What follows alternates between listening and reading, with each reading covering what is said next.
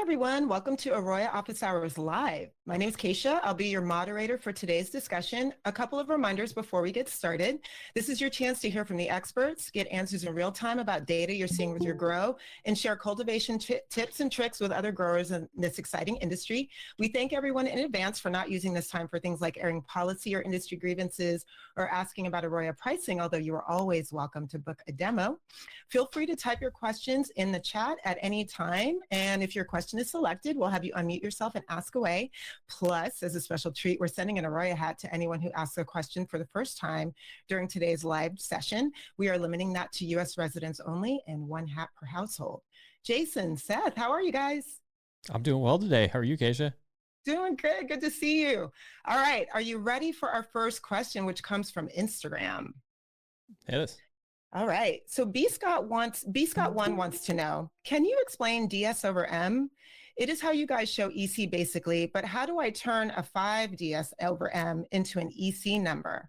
I'm having a problem understanding this unit of measure.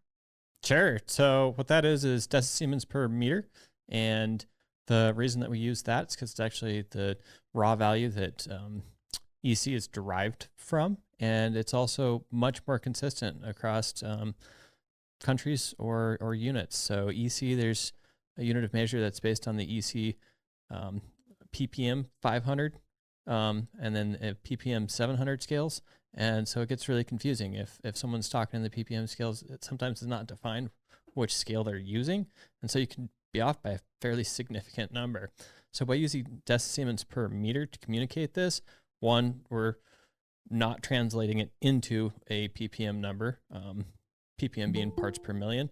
And also number two is it's the only units that are consistent from country to country. There is no scaling. Anything that's in decisiemens per meter is going to be that same value under those units. Yeah, I think you nailed it there. The main thing I look at is ppm is, parts per million. That's math I'm doing, milligrams per liter when I'm mixing my nutrients. EC is my verification that my math was correct. And if it wasn't, I'm going to look at like, okay, did I not weigh something correctly? Or maybe get my water tested, see if I've got some alkalinity issues, or, I'm coming in with a little more dissolved solids in my water than I thought. And I think we've covered kind of how you can translate it as well. If you are using AROYA, you can go into the setup menu and choose ppm 500 or ppm 700 if you'd really rather do it that way. I always try to encourage people to start using decisiemens per meter. If you're not, start getting used to it. It's kind of the way that things are going in this industry, have been going in agriculture industries for quite a while. Do a Google search on it. You'll have lots of articles about people saying the exact same thing we are now, and they'll also give you some conversion charts that we've displayed in those earlier episodes. Great. Yeah, we love translating the data. So anybody who's on with us today, you got some data you want to help, need some help understanding, please let us know. Let's talk about it. Our next question comes from Nobody 1190. They want to know, how important is it to have a dry back period? I usually slightly overwater and let it dry. There's a lot of aspects to this one here. It's really important to have a dry back period. If we irrigate our plants all night long, the roots are going to become stagnated. I like to think about it just as lazy behavior. If they don't have to work to seek out the water, they're not going to engulf your entire media. They're not going to work hard to get that plant as exercised as possible for full growth.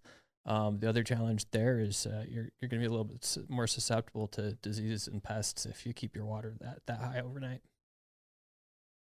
Yeah, I mean, aside from overwatering being a huge problem, also when we're overwatering, we're promoting an anaerobic environment in there potentially because we're not pushing in. I mean, by overwatering and not having a dryback period, we're not necessarily giving it time for oxygen to penetrate down into the root zone. Not only are those roots not searching because they're lazy, but they don't have a path to follow if we're just hydrated the whole time. The other side of that is for plant development, spacing out those irrigations is actually pretty crucial to some of our crop steering strategies. So if you're trying to run overwater all the time and not giving it a dry back, my best advice would be to move into a bubble bucket. If that's how you want to grow, you're going to have less problems. And can you detail what a bubble bucket is for the rest of us here? Deep water culture. All right. Yep. Good old DWC runs. Oh yeah.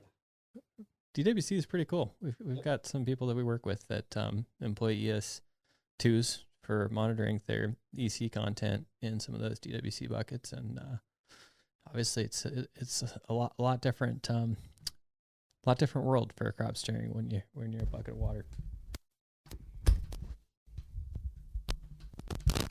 Is that a little better now? Hey, there he is. Perfect. Hear you a lot better.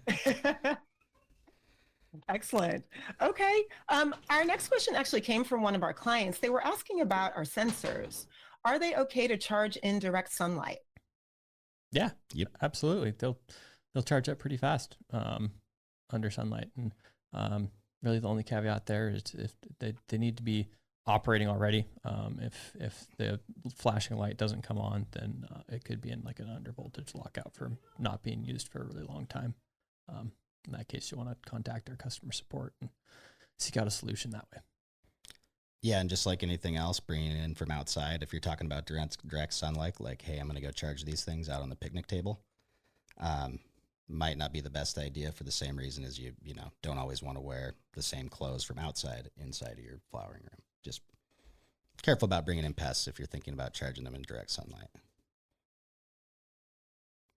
So many considerations. Thank you to our client for submitting that question. And I mean, this is really the time. If anybody on the call today has any tech questions about the product, about our sensors, we want to hear from you. So please do type a question in the chat and we'll get that answered.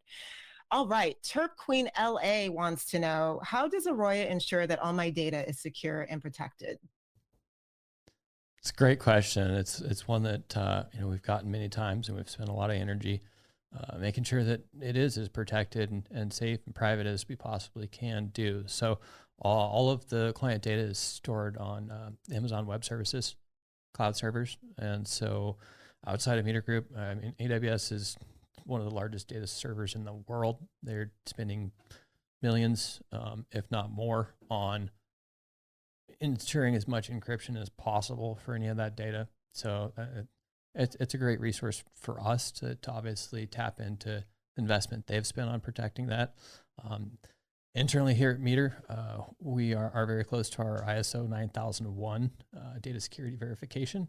And so that'll basically certify that the practices we're using internally are as safe as possible, and that any of those data liabilities are as reduced as we can invest in. And same lines as that, as far as industry standards go, we are getting pretty close to finalizing our SOC 2 Type 2 certification as well, which is another data security certification that we see across a lot of the technology industries. Yep, your data's secure. No one else gets to see it, and unless you tell us to send it to them, basically. And even then, we'll give it to you first. We're not going to get in the middle of that. Yeah, and I guess that brings up another thing is just at your facility itself, it is good to do diligence to protect your own data security as well. So making sure you're not leaving PCs up and logged into admin user, that types of stuff. So we do encourage people to test out the kiosk mode. It runs on tablets. Use the AROYA mobile app, jump into the facility that you want to show information from, and click on the kiosk mode. The kiosk mode is going to be not logged into any user specifically, so it's a safe way to display data, room-specific data, in a hallway or to maybe to some guests that you might want to share it with. Also having, say a pretty comprehensive guest profile set up as a user role on your AROYA platform can be really useful. So you're not giving out privileges to people that you want to see some data, but not all of it. Understanding those permissions is pretty key, I think, because something I've definitely seen is giving someone access and then no one thinks about it until 6 months after that person's gone, and then they decide, oh, we don't want them to have access. You can be proactive, give people access to certain things, and still not put yourself in a position where they can get value out of your data down the road. Yeah, that's a great point, Seth. Kind of just to build on what you're talking about there, in the AROYA setup panel, jump into your staff pages and say manage roles. This is where you can create any custom roles that you want. I think there's 3 by default, admin, user, and guests. And so you're welcome to rename those, build more if you need a little bit more detail to those profiles. And there's a ton of options that are going to allow certain features or disable different features, showing certain data, making modifications, etc., based on that role. Another thing there that we've encountered sometimes in the past is make sure that you have an AROYA, someone that's responsible for maintaining AROYA at your facility. And so when you have employees that leave your company, remove them from AROYA access to secure any of your data that you have. If if maybe there's a little bit of turmoil on some of the employment, just make sure that you're prepared and you have access to your AROYA site, and that you're doing everything you can for new employees to come in and be able to access that stuff without having the liability of maybe someone that has quit or been terminated is the only admin on that facility. So that'll just help keep the headaches down through the transitions that inevitably happen in any company. Excellent advice. That's such a great question. I'm glad we touched on that. All right. I've got a question from our friend High Fuel OG. They write, I'm at about day 40 of flower. Some strains in my garden are showing signs of stress. Red stems, leaves curl downwards, stunted growth on a few. I think it is due to overwatering/overfeeding. Without properly diagnosing the problem, what would be the best way to flush out my substrate without shocking the plant? Oh, I wouldn't make any changes until you properly diagnose it. Not sure I agree immediately with what I'm hearing. As far as too high of EC, obviously without having some data, looking at the historical data, typically red stems will indicate just the opposite of that. But like I says, until you do properly diagnose it, I would be hesitant to especially flush. I don't like to ever flush. So I don't even like to say flush, but definitely avoid running straight RO, and before you make any changes, break it down into what the real issue is. Take a look at what your environmental factors are. Is your VPD in range? Are your daytime humidities and temperatures where you want them to be? Are they stable? Are your nighttime humidities and temperatures where you want them to be? Are they stable? And thinking about light sourcing, about nutrient composition, quite a few things that can go into that. And obviously, one of the easiest ways, if it is feel like a nutrient issue, then take a look at our cultivation quick start, run on some of that, talk to your nutrient supplier, get an idea if you're running within the ranges that they suggest. And actually, from some nutrient suppliers, we usually recommend even going quite a bit higher than they recommend. And so, if you do break it down into a nutrient issue, then send out for a leaf tissue analysis and see what that composition balance looks like. Most of those labs will give you kind of a recommended ranges, and they'll highlight any of the components, any of those elements that are above or below the wide acceptable ranges that they have by default. Yeah, if you're, when you're trying to diagnose plant symptoms without data, it's going to be next to impossible, just because we've got so many plant a weak plant looks like a weak plant. Yes, there's a lot of different symptoms we can look at, but without, like Jason or I physically being there and looking at the plant, it's really hard to use someone else's eyes or even a camera to say. And even then, you want to look at as many data points as you can when trying to diagnose that. If the instinct is to change up, say lower your feed, we want to flush. Like, well, we can also keep feeding the same EC and push a little more runoff and flush out. If we say go plug our Solus meter into it and say, oh wow, it's got an 18 high point EC, 11 low point, I think that's too high. Okay, I don't personally think that all the time, but if that's your feeling, then you at least have, okay, here's how the plant looks, and here's another data point I can go by. If we only go by how the plant looks every time, and we don't have any water content data, any EC data, and even humidity data, our watering schedule or our watering strategy might be great, but if our environment's not in line, the plant's not going to be able to use that water the way we want it to. Exactly. I mean, until you diagnose which issue it is, if you modify an issue that isn't the root of the problem, then you're actually going to make things compoundingly worse. And They're just now, and Seth said flush. He didn't mean to say flush. He actually meant to say lower substrate EC. Exactly. I got to quit using that word sometimes. Not to get too up in you here. No, we just got to throw that word away. But yeah, and to speak to what Jason says, that's why when people say flush, we get a little worried, because that ranges from lowering the EC in the substrate to physically trying to flush salt out with RO water and, extreme overwatering and runoff. So that's why we get a little jumpy at that term. It's a dirty word for us. But totally, the numbers really don't lie when it comes to the data. Yes, we've got a couple of new folks who just joined us. Welcome to AROYA Office Hours. If you have any questions, feel free to type it in the chat so we can address it live. We have some folks here labeled Cultivation Team. They just posted a question. Do you want to go ahead and unmute yourself and ask away? Hey, how's it going, guys? I work over at Green Truck. Seth's actually our AROYA representative who we meet with every week. So how's it going, guys? But my question is, I've been looking at the moisture content reader on the drying side of the plants. And I'm just wondering, what are some of the real key benefits from that system? We're looking at getting it, but it's kind of a big investment, and just really kind of see what we get out of it. Yeah, so that's the Aqualab system. We've been producing the Aqualab system for quite a few years. Some of the largest cereal and jerky brands, snack bar brands use our Aqualabs, and actually a lot of the certification labs that you send your final product into to be ready for the market, to be ready for resale, use our Aqualabs as well. So it's a very high precision water activity meter. And so water activity is slightly different than moisture content.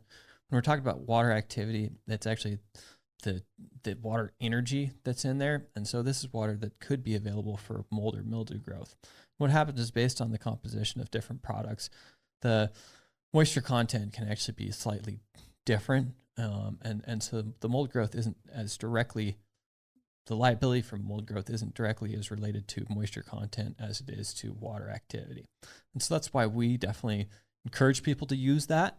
As far as in application on the dry side, what you're going to be doing is taking periodic samples. I recommend, taking, say, 5 samples a day from that drying room, and start to attribute how quickly that you're seeing moisture loss, drop in water activity from the parameters that you're drying at. And this will help you hit your target water activity, and it'll tell you when you can take that product out of the room. It's going to keep your wet weight, it's going to keep your dry weight up.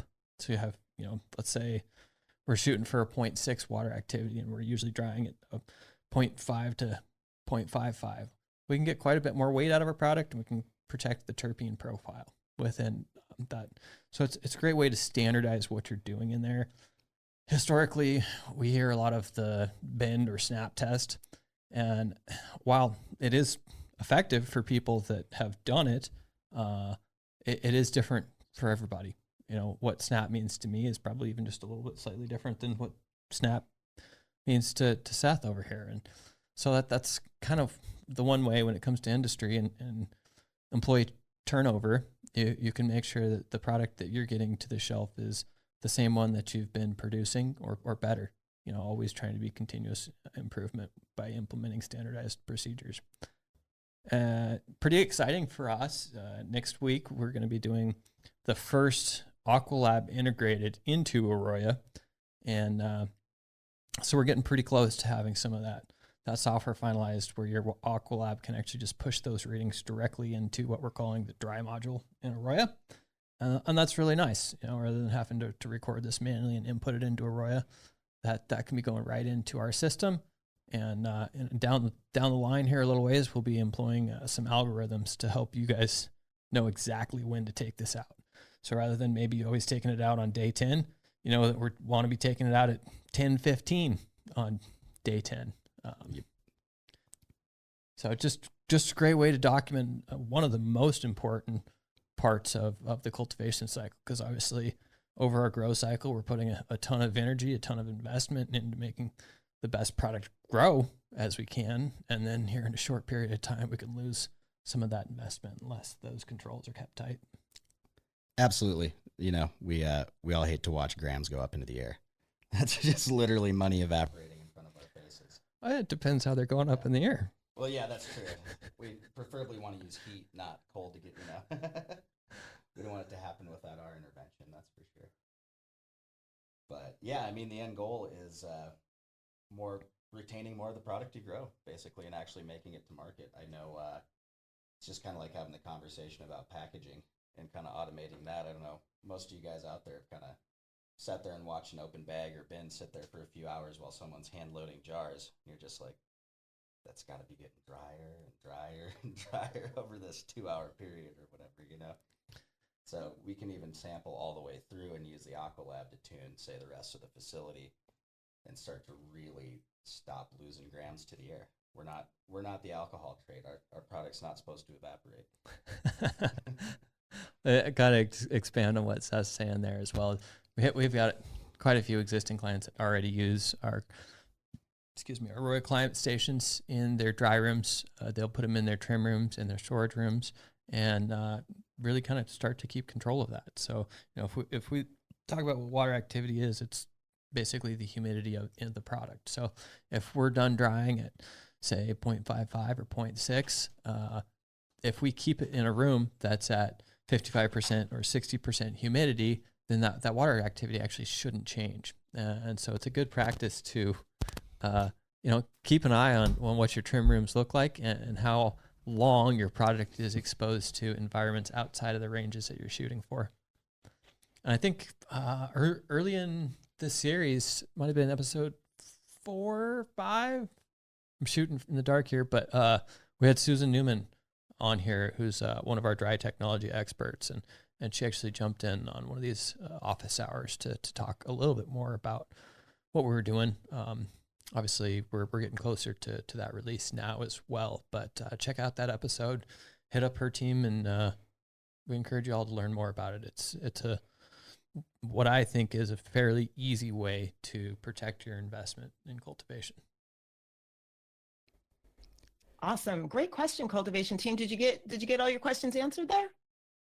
Yeah, no, that was great. I really appreciate it. I'll definitely probably talk more about it with Seth when we do our weekly meetings, and probably move forward on getting that. Sounds pretty essential, like you said, especially if we can integrate it into packaging and really, get a lot more out of it than just, hey, this is in the dry room. We use it every 2 weeks when we're drying weed.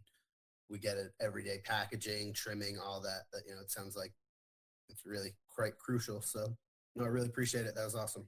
I'll definitely check back at the past episodes as well. Yeah, excellent. So glad you asked today. And if you can stick around after the show, I want to send you an AROYA hat because you asked a question live. So we're so excited by that.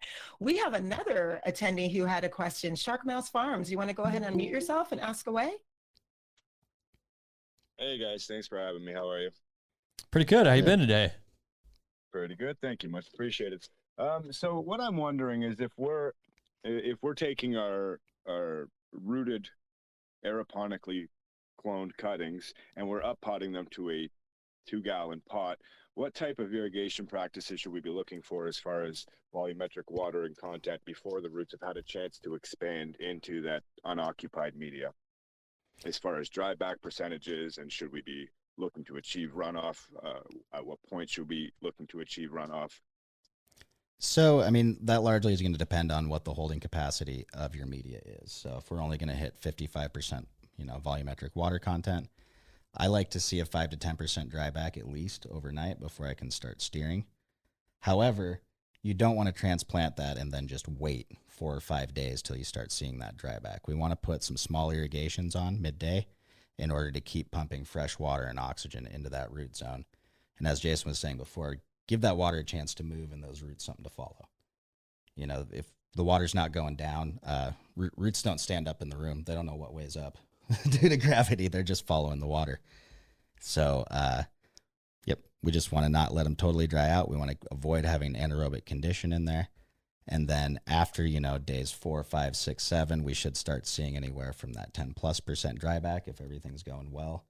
And at that point, we can start hitting it, with some of our generative or vegetative cues, depending on the strain and what our goals in veg are.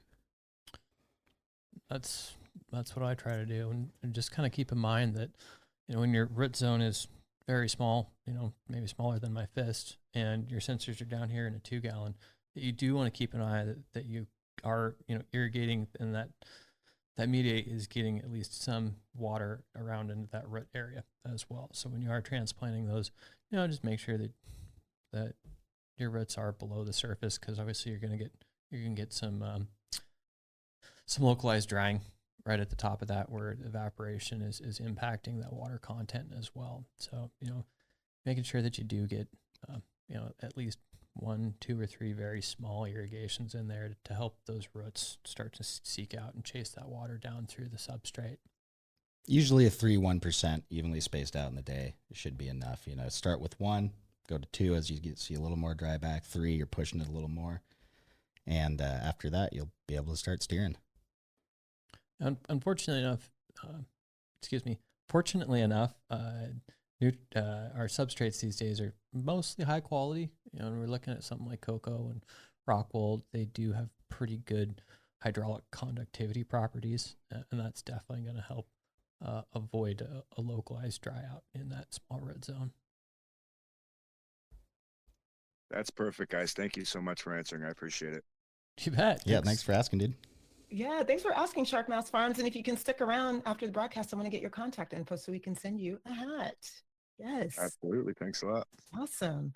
Okay, so I have another question here from Instagram. This is from Real California Herbs. You just mentioned substrate. It's perfect segue. They want to know, how can I minimize algae growth on my rock wool? Don't use organics. This is going to be the number one way to avoid it. You can use a small amount of hypochlorous acid or something in your feed lines as well to keep those things clean. And you can use a topper on your rock wool block. The thing that I don't get too invested in avoiding algae, at least on the rock wool block itself, is it really doesn't have a lot of negative impacts.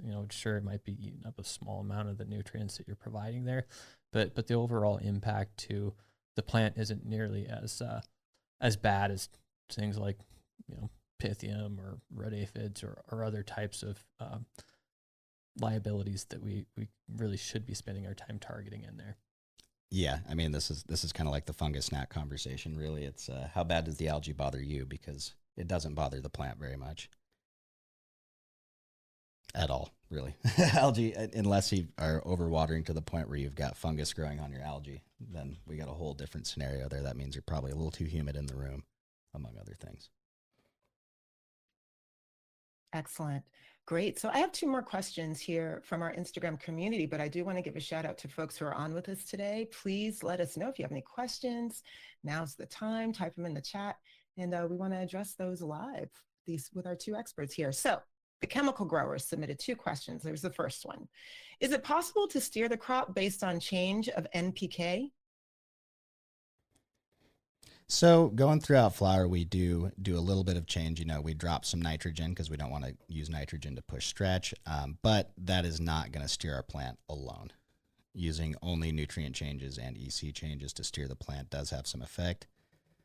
However, it's the combination of that along with irrigation practices that actually produces the, biochemical responses we want out of the plant that end up creating our ideal structure. And kind of to add on that is, it's probably a lot easier just to apply good crop steering practices than it is to tailor your NPKs exactly right for the plant age. So I always try to do the easiest stuff first.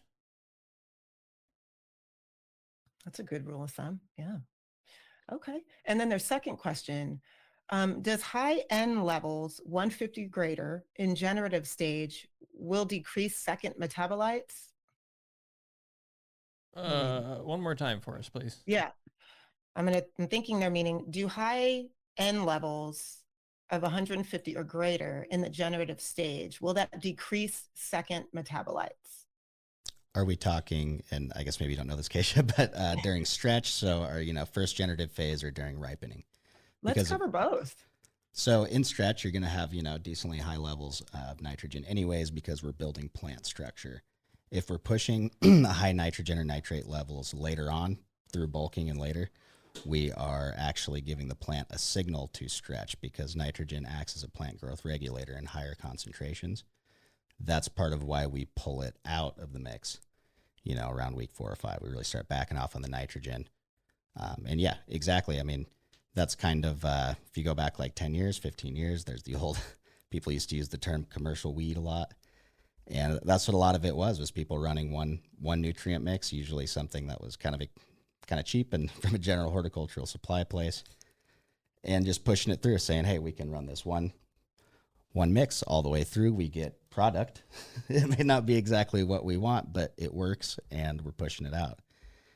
So if you want our opinion, it's probably, you know, back to what Jason said, stick with what's simple. You know, follow the directions. They're there for a good reason. Got to protect that quality, right? It's the goal. Yeah, that's the goal. Mm-hmm. That was my last question for the day. I don't know if anybody else who's on has anything else, but Seth, Jason, anything else you want to say? Well, we're super excited about this dry module coming up. I don't know if you could tell that with Jason going on about it, but we are really excited to get that out to people and have more interaction in Arroyo with the post-harvest process. Yeah, that's exciting. It was really exciting to hear little teasers last week. Oh, Shark Mouse, thank you so much. Yeah, glad to hear you. Yeah, anything you want to say? You want to speak to that?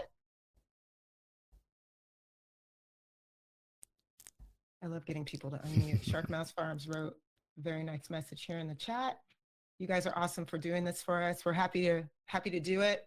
Happy to help our grow community. I'm liking his avatar. That's pretty sweet there, little mouse with the fin on it. I'm a fan. I don't want to be too much of a fangirl, but I love that Instagram, Shark Mouse Farms. But yeah, no, it's really exciting. This is such a fun time for us. We really look forward to these sessions every week, and you know, we're here to help. So it looks to me like we're going to wrap it up. So Seth, Jason, thank you again so much for yet another great conversation. Cultivation team, Shark Mouse Farms, hold tight for just another couple of minutes. But thank you to everybody for joining Office Hours Live this week. If you have any questions about Arroya, how it can be used to improve your cultivation production process, or any other topic you'd like to cover, as for us to cover in a future episode, you know, please let us know in the chat. Send us an email to support.arroya@metergroup.com, or send us a DM over Instagram. We definitely want to hear from you. We record every session. We'll email everyone in attendance the link to the video from today's discussion. It'll also live in the Arroyo YouTube channel. Please do like, subscribe, and share while you're there. And if you find these conversations helpful, do share them with your network and spread the word. So we'll look forward to seeing you all next time. Thanks, Keisha. Everyone have a good day. Bye, everyone. Thanks, Keisha.